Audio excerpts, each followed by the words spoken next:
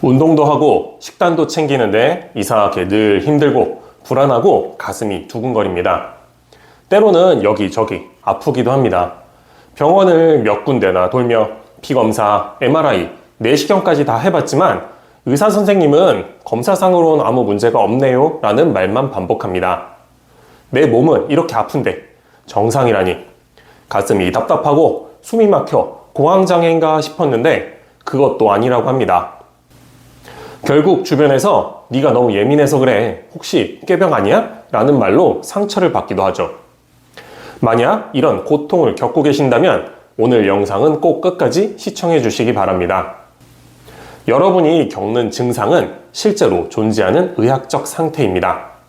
그것은 꾀병이나 의지의 문제가 아닙니다. 우리 몸의 자동 조절 시스템, 우리의 의지와 상관없이 심장이 뛰게 하고 소화를 시키는 바로 그 자율신경계의 균형이 무너졌다는 강력한 신호입니다. 그리고 오늘 여러분께 가장 중요한 이야기를 해드리려고 합니다. 지금은 끝이 보이지 않는 이 어두운 터널에도 많은 환자분들이 호전을 경험하는 길이 있다는 것입니다. 오늘 저와 함께 그 터널을 처음부터 끝까지 함께 걸어가 보겠습니다. 자율신경 실조증은 어느 날 갑자기 뚝 떨어지는 병이 아닙니다. 마치 컵에 물이 차오르듯 내 몸이 견딜 수 있는 스트레스의 한계, 그 임계점을 넘어 물이 넘쳐 흐르는 결과입니다. 그렇다면 이 컵에 물을 채운 스트레스는 과연 무엇일까요? 우리는 보통 스트레스라고 하면 정신적인 것만 생각하지만 우리 몸은 크게 세 가지 방향에서 공격을 받습니다. 이것은 단순한 이론이 아니라 실제 진료 현장에서 확인되는 패턴입니다. 첫째, 정신적 스트레스입니다. 이건 여러분이 잘 아시는 겁니다. 극도의 긴장, 직장에서의 압박감, 복잡한 인간관계, 미래에 대한 막연한 불안감. 이런 지속적인 긴장 상태는 우리 몸의 경보 시스템을 끄지 못하게 만듭니다. 어떤 환자분은 자녀의 질병으로 인한 평생의 긴장이 원인이 되기도 하셨습니다. 둘째, 육체적 스트레스입니다. 교통사고나 뇌진탕 같은 큰 충격은 말할 것도 없죠. 하지만 우리가 매일 무시하는 것들이 더 무서울 수 있습니다. 바로 만성적인 자세불량, 거북목, 구분 등입니다. 우리 척추를 따라서 수많은 신경 다발이 지나갑니다. 자세가 틀어지면 이 신경의 길목이 물리적으로 압박을 받습니다. 몸의 입장에선 매일매일 물리적인 공격을 당하는 것과 같습니다. 치료를 하다 보면 추나 치료를 통해 척추의 교정 치료만 받고도 브레인 포그가 개선되거나 소화가 좋아지는 경험들이 종종 보입니다. 셋째, 우리가 가장 간과하기 쉬운 화학적 스트레스입니다. 한 환자분은 장염 후 설사가 멈추지 않아 반년 넘게 항생제를 복용했다고 합니다. 이런 약물의 장기 복용은 우리 몸의 화학 밸런스를 무너뜨립니다. 특히 항생제는 장내 유익균까지 모두 죽여 장내 환경을 파괴하는데 이것이 치명적입니다. 장은 제2의 뇌라고도 불릴 만큼 자율신경과 직결되어 있습니다. 최근 연구에서도 장과 뇌축의 중요성이 입증되고 있습니다. 또한 나에게 맞지 않는 음식, 예를 들어 밀가루나 유제품 같은 알레르기 유발 음식을 계속 섭취하는 것도 몸의 입장에서는 매일 독소, 즉 화학적 스트레스를 받아내는 것과 같습니다. 이 세 가지 스트레스가 복합적으로 작용해 내 몸의 임계점을 넘으면 우리 몸은 살아남기 위해 비상상태를 선포합니다. 바로 교감신경이라는 엑셀을 끝까지 밟아버리는 거죠. 이 비상상태가 일상이 되어버리는 것, 그것이 바로 자율신경 실조증의 시작입니다. 이 고통이 어떻게 심화되는지 그 악화의 3단계를 알면 지금 내 위치를 정확히 파악할 수 있습니다. 악화 1단계, 교감신경 항진, 즉 과긴장 단계입니다. 몸이 계속 엑셀을 밟고 있는 상태입니다. 마치 맹수를 만나 싸우거나 도망가야 할 때처럼요.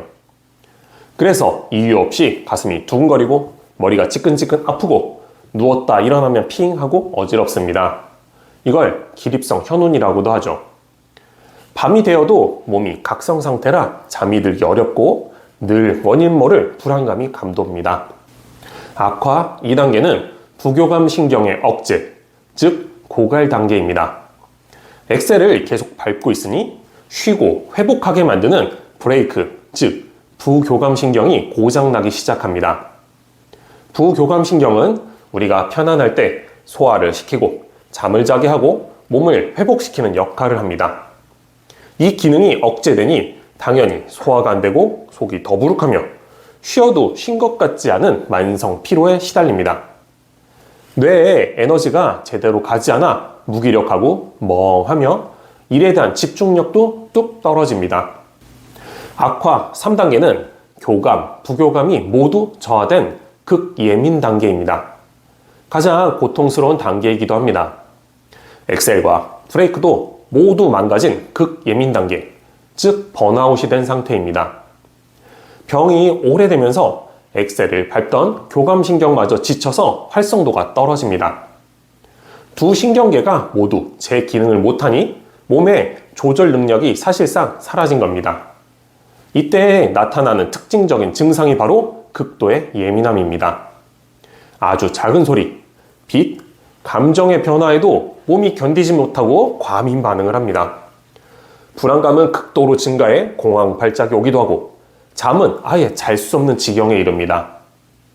동시에 체력과 면역력은 바닥이 나고 깊은 우울감이 동반됩니다. 많은 분들이 바로 이 3단계에서 내 인생이 끝났다고 좌절을 하십니다. 하지만 절망하긴 이릅니다. 우리 몸은 스스로 회복하려는 능력을 가지고 있습니다. 지금부터가 진짜 중요합니다. 몸이 어떻게 다시 일어서는지 회복의 5단계입니다. 여기서 가장 중요한 전제가 있습니다. 회복은 절대로 직선으로 좋아지지 않습니다. 계단식 또는 나선형으로 진행합니다.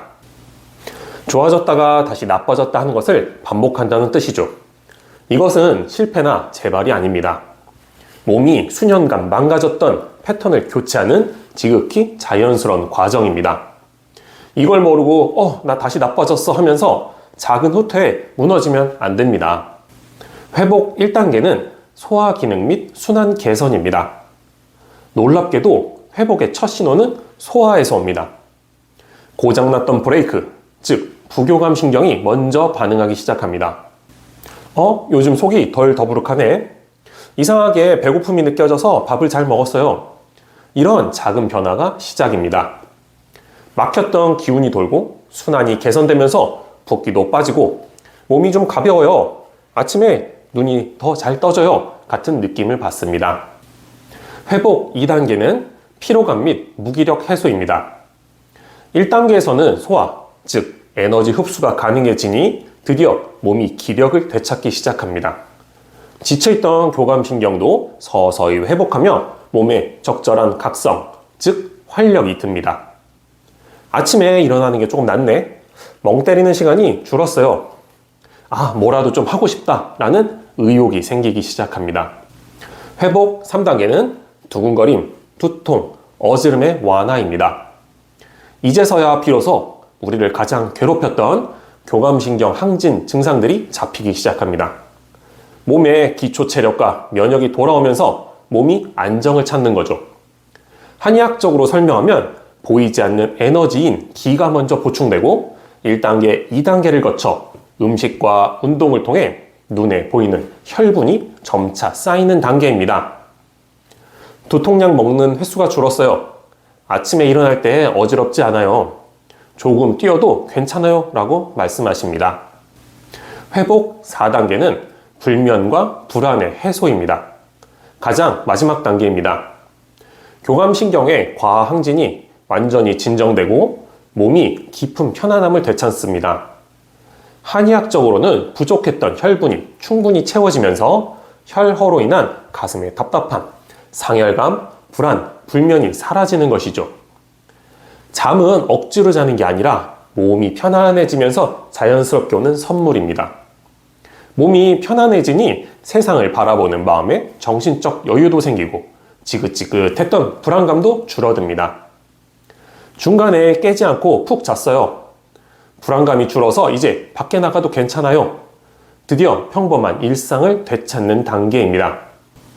회복 5단계는 증상 관리 및 일상 회복 단계입니다. 일상적인 스트레스가 와도 몸이 버텨낼 힘, 즉 신체적, 정신적 회복력이 생긴 상태입니다. 가장 중요한 것은 다시 안 좋아질 거야 라는 두려움을 극복하고 내 몸 상태를 스스로 관리할 수 있다는 자신감을 되찾는 것입니다. 일반적으로 증상이 개선될 때까지 3에서 6개월, 때로는 1년까지 시간이 소요될 수 있습니다. 증상이 오래되었을수록 회복에도 더 많은 시간이 필요할 수 있습니다. 그렇다면 이 회복의 여정을 더 빠르고 확실하게 앞당기기 위해 우리는 무엇을 해야 할까요? 병원 치료에만 의존하는 것이 아니라 스스로 치유의 주체가 되는 3가지 방법을 이야기해 보겠습니다. 첫째, 내 몸의 신호 캐치하기입니다. 모든 치유의 시작입니다. 우리는 그동안 외부의 자극, 남들의 시선, 스트레스에만 신경 쓰느라 정작 내 몸이 보내는 작은 신호들, 피곤해, 소화가 안 돼, 쉬고 싶어 이런 신호들을 무시해 왔습니다. 오늘부터 내 몸의 소리에 가장 먼저 귀 기울여 보세요. 둘째, 증상을 악화시키는 요인 파악하기입니다. 내 몸에 좋은 것을 더하기 전에 해로운 것부터 파악해 갑니다. 나에게 맞지 않는 음식, 과도한 운동, 불규칙한 수면 패턴, 그리고 지속적으로 스트레스를 유발하는 환경이나 상황이 있다면 전문가와 상담하여 적절한 대처 방법을 찾는 것이 중요합니다. 셋째, 공부하고 기록하기입니다. 내 몸에 대한 데이터를 쌓아야 합니다. 의사도 다른 전문가도 아닌 내가 내 몸의 최고 전문가가 되어야 합니다. 이 음식을 먹었더니 속이 편했다. 이 행동을 했더니 잠을 잘 잤다. 이런 상황에서 가슴이 뛰었다. 이와 같이 내 몸의 반응을 솔직하게 기록하세요. 그 기록이 쌓이면 나에게 좋은 것과 해로운 것을 구분하는 나만의 건강 루틴이 만들어집니다. 자율신경 실조증은 휘어진 터널과 같습니다. 지금 당장 저 멀리 출구가 보이지 않는다고 해서 길이 없는 것이 아닙니다. 그저 터널이 휘어져 있어 보이지 않을 뿐 여러분은 한 걸음 한 걸음 출구를 향해 걷고 있습니다. 기억하세요. 원인이 없는 것이 아니라 아직 원인을 찾지 못했을 뿐입니다. 오늘 말씀드린 악화와 회복의 단계를 이해하고 내 몸의 신호에 귀를 기울이며 나에게 맞는 관리법을 꾸준히 실천한다면 많은 환자분들이 경험하듯 여러분도 그 길고 어두웠던 터널을 빠져나갈 가능성이 충분히 있습니다. 증상이 지속되거나 일상생활이 어려우시다면 반드시 한의원이나 의료기관을 방문하셔서 전문가의 도움을 받으시기 바랍니다.